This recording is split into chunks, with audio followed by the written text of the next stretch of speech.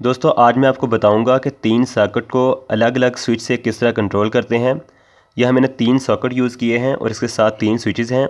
हर socket को control करने के लिए अलग से एक स्विच लगा हुआ है। अगर आप इससे बड़ा एक्सटेंशन बोर्ड बनाना चाहते हैं तो आप स्विच की और सॉकेट की तादाद को बढ़ा के इसके साइज़ को बढ़ा सकते हैं। कनेक्शन बिल्कुल एक ही पैटर्न से सारे होंगे। तो हम इसके कनेक्शन अब देखते हैं किस तरह करेंगे। इसमें ये जो ब्लैक कलर के आपको पॉइंट नज़र आ रहे हैं ये सारे सॉकेट्स हैं और वाइट कलर के जो पॉइंट्स हैं ये स्विचेस के पॉइंट्स हैं। आप इस तरह देख सकते हैं। तो ये ब्लैक वाले पॉइंट्स हैं, इन सब के जो नीचे वाले पॉइंट हैं सॉकेट के, इन सब को आपस में एक वायर की मदद से शॉर्ट कर देंगे। तो एक वायर की इंसुलेशन को आप हटा के इस तरह से इसको बल दे दें। बल देने के बाद आप इसके तीनों पॉइंट्स को आपस में शॉर्ट कर दें और सारे इसके जो स्क्रू है इसको टाइट कर दें और एक्स्ट्रा वायर को यहाँ से कट कर दें। अब हम इसके सारे स्क्रूज़ को टाइट कर लेते हैं।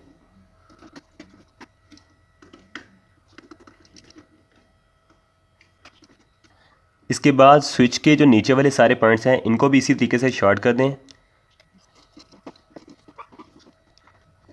तो इस तरीके से शॉर्ट करने के बाद जो एक्स्ट्रा वायर है इसको हम काट देंगे। इसके बाद हम इसके सारे स्क्रूज़ को टाइट कर देंगे।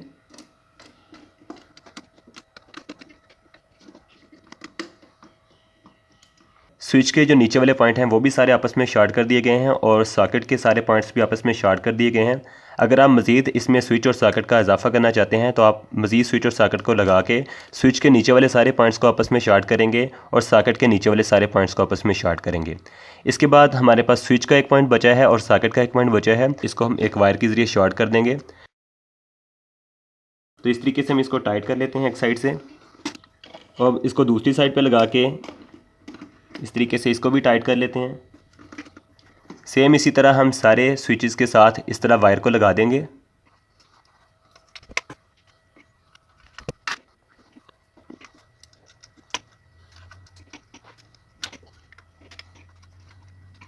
तो इस तरीके से हमने सारे कनेक्शन कंप्लीट कर लिए हैं। कनेक्शन करते वक्त आप एक बात का ख़ास ख्याल रखें कि सारे स्क्रूज़ को अच्छे तरीके से टाइट होना चाहिए। अगर ये स्क्रूज़ लूज़ होंगे तो इसमें स्पार्किंग होगी और स्पार्किंग की वजह से सर्किट में आग लग सकती है।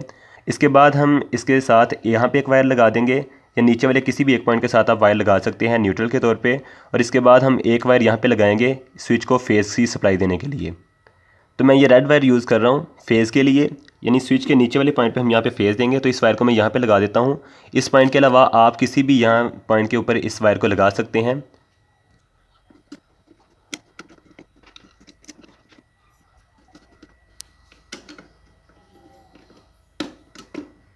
इसके बाद एक ब्लैक वायर को लगाएंगे हम सॉकेट के किसी भी नीचे वाले पॉइंट के साथ। तो मैं यहाँ पे इस पॉइंट को लगा रहा हूँ।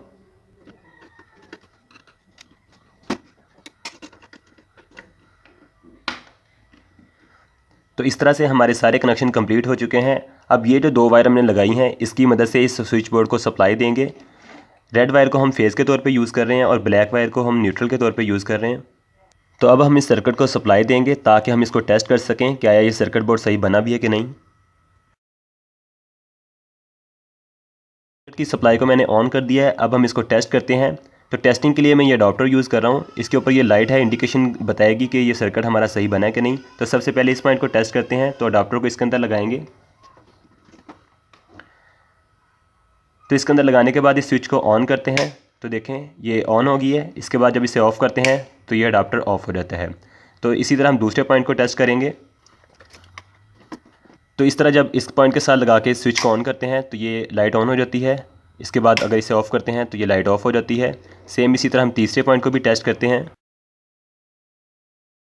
तो ये बहुत सिंपल से कनेक्शन थे। आप इस तरह मज़ीद बड़ी एक्सटेंशन बोर्ड भी बना सकते हैं। अगर आपको ये वीडियो अच्छी लगी है तो इस वीडियो को लाइक कीजिए और अपने फ्रेंड्स के साथ शेयर कीजिए। अगर आप मेरे चैनल पे नए हैं तो आपसे रिक्वेस्ट है कि मेरे चैनल को सब्सक्राइब कर लें और साथ जो बेल आइकन का बटन है वो लाजमी प्रेस कर दें ताकि मैं जो ही कोई नई वीडियो आपके लिए लेके आऊँ आपको उसका नोटिफिकेशन मिल सके। तो आज के लिए सिर्फ इतना ही। मिलते हैं एक नई वीडियो के साथ। अल्लाह हाफिज़।